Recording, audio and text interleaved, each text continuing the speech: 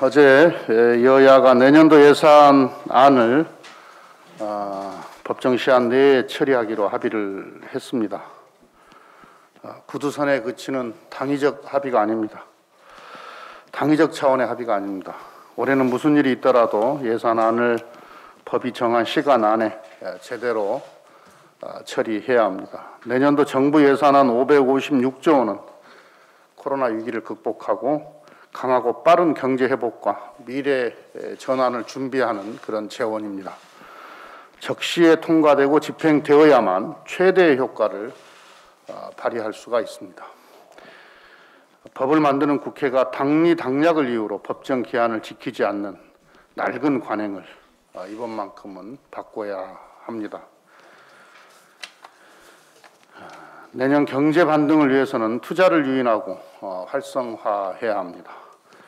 K-방역의 성공으로 우리나라는 안정적 투자처로 전 세계의 주목을 받고 있습니다. 이제 정부의 재정 지출을 사회안전망 구축과 함께 경기 진작을 촉진할 수 있는 혁신과 성장 정책의 재정 투자 비중을 강화할 때입니다. 경기 회복과 미래 전환을 위한 투자와 성장 정책의 중심에 한국판 뉴딜이 있습니다. 이 한국판 뉴딜 또한 전 세계가 주목하고 있습니다. 한국판 뉴딜은 대한민국 대전환의 국가 발전 프로젝트입니다. 한국판 뉴딜은 추격형 경제에서 선도형 경제로, 탄소 의존형 경제에서 저탄소 경제로, 불평등 사회에서 포용 사회로 전환을 통해 대한민국을 근본적으로 바꾸겠다는 우리 민주당과 문재인 정부의 강력한 국가 발전 전략입니다. 구체적으로 내년에 디지털 뉴딜, 그린 뉴딜, 사회 안전망 강화 등 한국판 뉴딜에 총 21조 3천억 원을 투자해서 일자리 36만 개를 창출할 것입니다. 한국판 뉴딜은 재정 투자와 제도 개선을 병행해서 대규모 민간 투자를 촉진함으로써 코로나 이후 혁신과 경제 성장의 선순환 구조를 만들어낼 것입니다. 이미 전 세계가 탄소 제로 사회를 향한 그린 뉴딜 경쟁을 시작했습니다. 바이든 당선인은 취임 100일 이내에 기후 정상회의를 소집해서 주요 탄소 배출국의 2030년 목표 상향을 설득하겠다는 입장을 밝힌 바 있습니다. 실제 노르웨이가 2025년, 영국이 2030년, 프랑스가 2040년까지 내연차 판매를 중단하겠다는 정책을 추진하고 있습니다. 탄소 중립 목표를 향한 그린 뉴딜은 먼 미래가 아닌 지금 당장 대처해야 하는 발등의 불이인 것입니다. 그럼에도 야당은 한국판 뉴딜 예산을 전액 삭감 또는 반토막 감액해야 한다면서 소모적인 논쟁을 부추기고 있습니다. 이는 한국판 뉴딜을 아예 무산시키려는 정치적 의도이고 경제와 나라의 미래를 포기하는 무책임한 정치 공세입니다. 야당도 국정 발목 잡기 위한 무조건적인 비판에서 벗어나서 대한민국의 미래를 위해 협력할 것은 협력해야 합니다. 그리고 대한민국의 미래 전환을 위해서 좋은 정책 대안이 있으면 적극적으로 제시해 주기 바랍니다. 좋은 정책은 저희들도 적극적으로 수용할 자세가 되어 있다는 말씀을 드립니다. 예결위 심사가 다음 주까지 본격적으로 진행됩니다. 민주당은 내년도 예산안 처리에서 1분 1초도 늦추지 않고 법정 기일을 반드시 지킬 것입니다. 더 이상 무조건적인 삭감이나 묻지마식 반토막 감액 요구가 없기를 바랍니다. 민주당은 12월 2일 법정 시한을 준수하며 한국판 뉴딜과 민생경제 예산을 지켜내겠습니다. 한반도가 다시 주목받고 있습니다. 미국 바이든 신행정부의 등장으로 다자 외교가 조명받으면서 한반도를 둘러싼 외교 각축전도 치열하게 벌어지고 있습니다. 한미 중일 고위급 인사의 빈번한 교류는 그 같은 움직임의 하나로 보입니다. 다자 외교와 함께 한반도 평화 프로세스도 새로운 전환점을 맞을 것으로 보입니다. 그러나 우리는 이 같은 국제정세 변화에 수동적으로 끌려가서는 안 됩니다. RCEP을 통해 경제 영토를 넓혀가듯 우리 외교의 지평과 운신의 폭도 넓혀가야 합니다. 한미동맹 강화, 한일관계 정상화, 한중일 우호협력 발전, 신남방 정책 등 중요한 외교 현안이 산적해 있습니다. 세계 경제 10위의 중견국가로서 대한민국의 중재자, 촉진자 외교를 강화해야 합니다.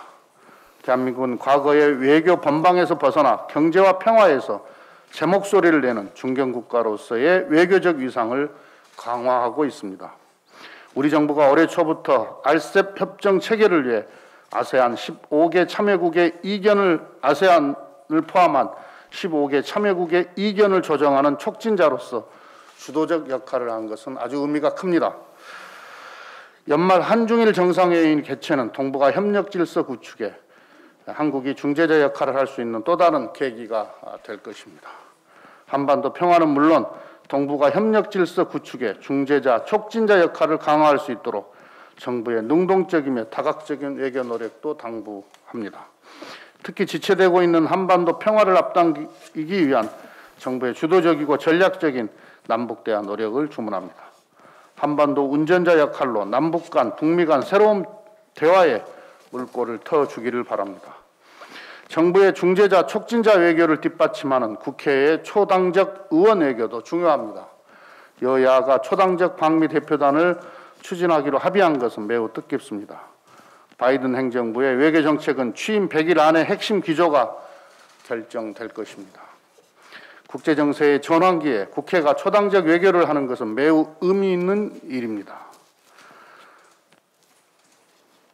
국회 방미 대표단이 만들어져서 방미를 하게 된다면 그 역할은 한미동맹 강화와 한반도 평화 프로세스 진전을 위한 여건을 조성하는 것이어야 합니다. 여야가 정부와 함께 외교 총력전에 나서서 한반도 평화에 기여하는 새로운 의원 외교 모델의 계기가 되기를 기대합니다. 이상입니다. 네, 같은 주제입니다만 잠깐 저도 언급을 하도록 하겠습니다. 16일 어제 한국판 뉴딜 3차 전략회의가 열렸습니다. 한국판 뉴딜은 처음 발표되었던 4월부터 꾸준히 진화하고 있습니다. 대한민국의 미래를 여는 열쇠인 한국판 뉴딜의 성공에 국회의 역할은 매우 막중합니다. 바로 이곳 국회에서 제도적 기반과 예산이 마련되기 때문입니다.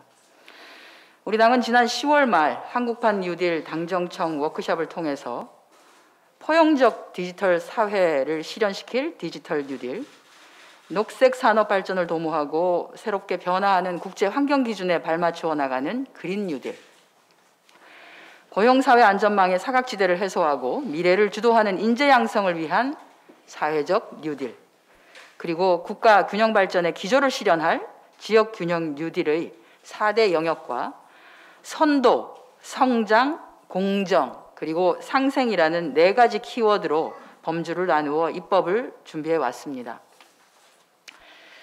나와 내가 속해 있는 우리 지역 그리고 대한민국의 미래를 바꾸는 담대한 첫걸음이 될 법안들을 준비하고 있습니다.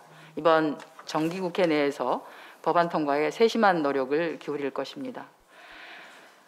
이미 말씀드렸습니다만 이런 법안과 사업들은 예산이라는 날개를 달아야만 비로소 제 역할을 할 수 있을 것입니다. 어제부터 국회는 예산조정소위원회를 열어서 내년도 예산안에 대한 세부 심의에 돌입했습니다. 국민의힘은 예결선 소위에서부터 지속적으로 뉴딜 예산에 반대하고 반발하고 뉴딜 예산의 절반 삭감을 주장하고 있습니다. 부디 정부와 여당이 추진하는 사업에 대한 묻지마 삭감이 아니기를 바랍니다. 2021년도 예산안은 코로나로 어려워진 대한민국의 현재를 살피고 미래 동력이 될 새로운 산업에 대한 성장의 발판을 마련하는 여야를 뛰어넘는 대한민국의 미래를 준비하는 국가적인 핵심 정책 과제를 시행하기 위한 예산임을 부디 명심해 주시기를 바랍니다. 방역당국이 오늘 수도권에 대해서 거리두기 1.5단계로 격상했습니다.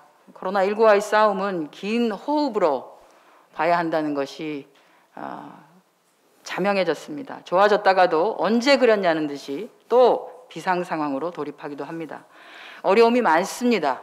여러 어려움이 있더라도 나와 내 이웃 그리고 지역 공동체와 지역 경제를 위해서 방역 당국의 지침에 꼭 따라주시기를 바랍니다.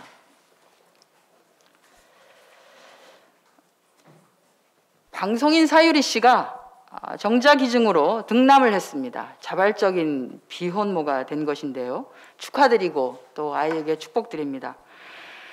아이가 자라게 될 우리 대한민국이 그 아이에게 더 열려진 사회가 될 수 있도록 우리 모두가 함께 노력해야 할 것입니다. 국회가 그렇게 역할을 하도록 하겠습니다. 입양된 16개월 영아의 학대로 인한 사망, 사고, 전 국민의 공분을 사고 있습니다. 다 이렇게 묻습니다. 아니 해외는 아동의 학대가 예상되는 경우에 아동 분리를 시키던데 왜 우리는 그렇게 하지 않냐? 왜 분리시키지 않아서 결국은 그 학대로 인해서 아동이 사망하기까지 이르게 하느냐? 분노하고 계십니다. 우리는 왜 안 될까요? 경찰이 적극적인 조치를 하기 위한 제도의 마련이 필요합니다. 지금 현재 경찰이나 아동보호기관 등에는 주어지지 않는 권한입니다. 이제 아동 학대로 추정되는 경우에 우선 분리 조치하고 세부적인 보다 정밀한 조사에 들어갈 수 있도록 관련 법안의 개정이 필요합니다. 몇 번의 법안이 나왔습니다만 늘 법사위에서 법사위 그 벽에서 꺾이고 내용이 개선되지 않았습니다. 겨우 현행범인 경우에 분리 조치가 가능하다고 되어 있습니다. 아동을 학대하는 것을 눈으로 봐야지만이 분리 조치가 가능하다는 건데 이게 말이 됩니까? 어느 부모가 경찰이 와 있는데 아동을 학대합니까? 현행범으로 잡을 수가 없습니다. 현행범으로 분리 조치가 가능하지 않습니다. 당사자가 학대를 부정할 시에는 분리도 불가능합니다. 아동의 특성을 고려해야 합니다. 겪고 있는 학대 상황에 대해서 잘 표현하기 어려운 아동의 특성을 감안해서 경찰의 사전적인 예방 조치를 폭넓게 인정하고 작동할 수 있도록 그래서 학대로 인한 아동 피해를 최소화하는 것이 우리에게 주어진 목표입니다. 신고가 들어온 경우에 일단 분리합시다. 분리하고 난 뒤에 조사하고 불필요한 아동에 대한 피해가 없도록 하는 것이 이번 법 개정의 큰 숙제라고 봅니다.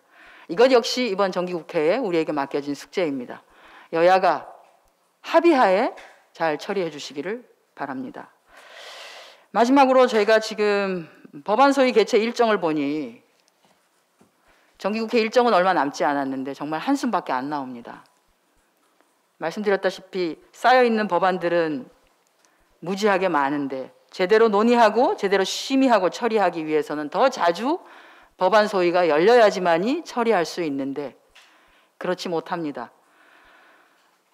일하는 국회법, 법안 소위를 상시적으로 열어서 법안을 처리하고 법안을 심의하고 처리하는 일하는 국회법, 다른 것에 우선해서 일하는 국회법만큼은 이번 정기국회에서 꼭 처리해 주시기를 바랍니다. 이상입니다. 공정거래위원회는 지난 13일 날 64개 공시대상 기업 집단의 2019년도 내부거래 현황을 발표하였습니다. 올해 공시대상 기업 집단의 내부거래 금액은 총 196.7조 원, 비중은 12.2%로 지난해와 유사한 수준입니다.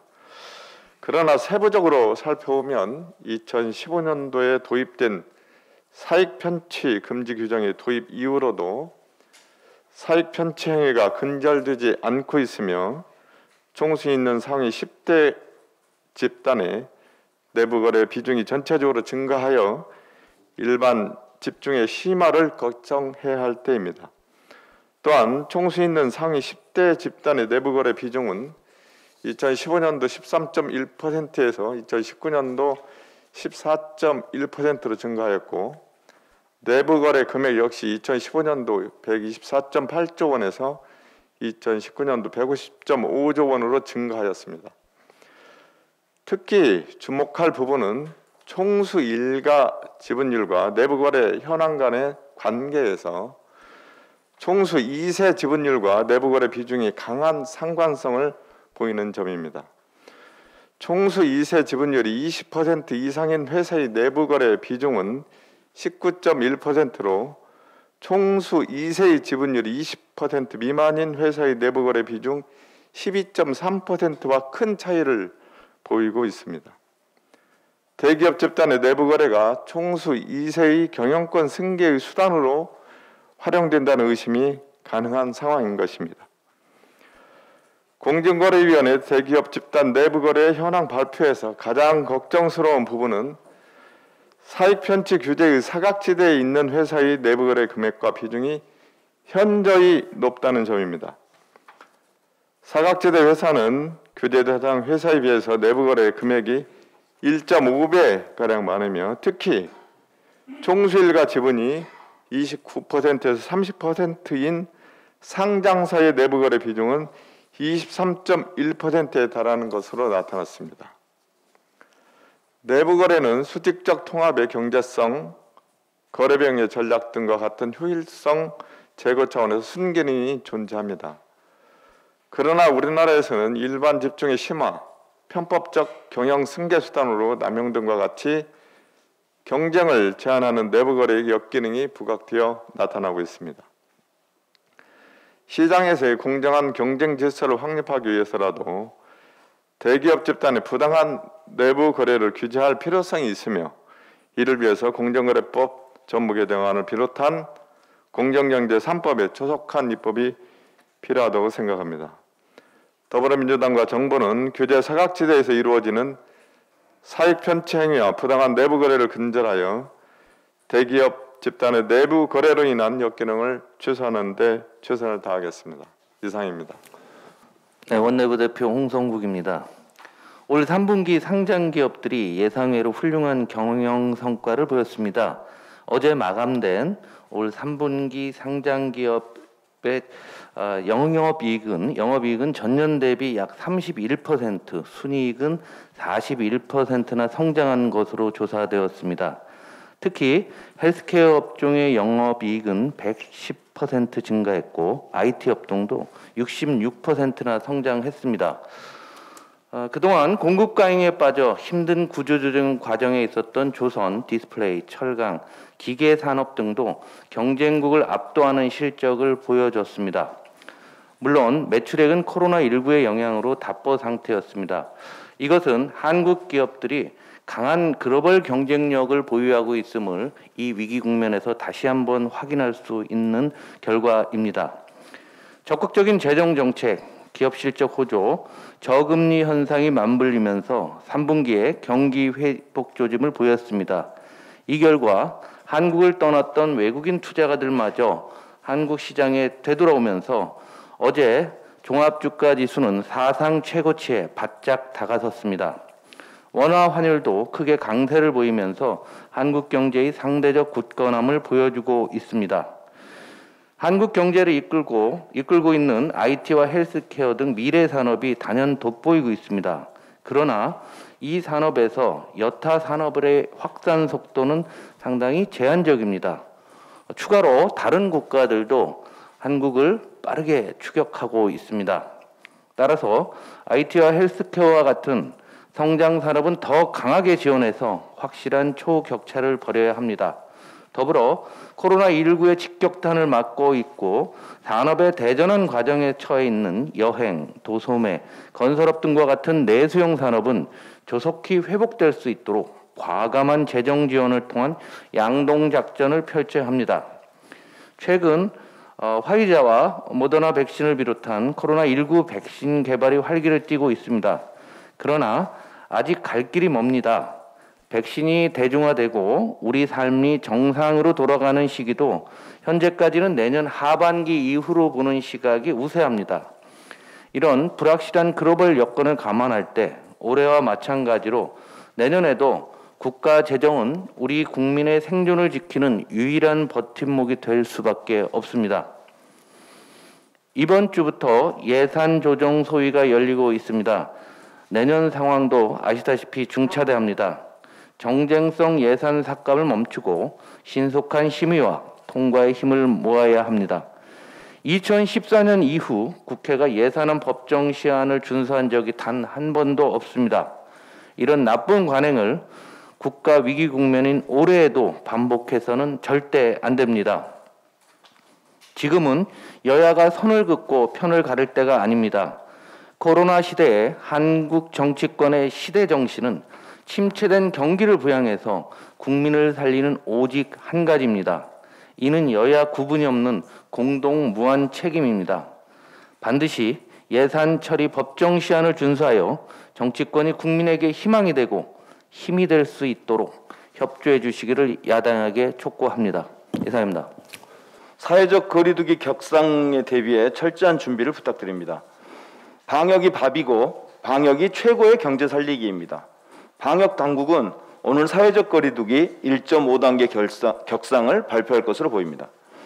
수도권 및 강원, 전남 지역의 코로나19 확진자 증가 추세가 심상치 않기 때문입니다. 수도권은 100명 이상, 강원도는 10명 이상이면 거리두기가 1.5단계로 상향되는데 강원도는 이미 단계 격상 기준을 넘어섰고 수도권도 턱 밑에까지 와 있는 상황입니다. 최근 감염의 특성을 살펴보면 가족 모임, 직장 지인 모임 등에서 장기간 밀폐된 공간에서 연쇄적으로 감염이 이루어지고 있습니다.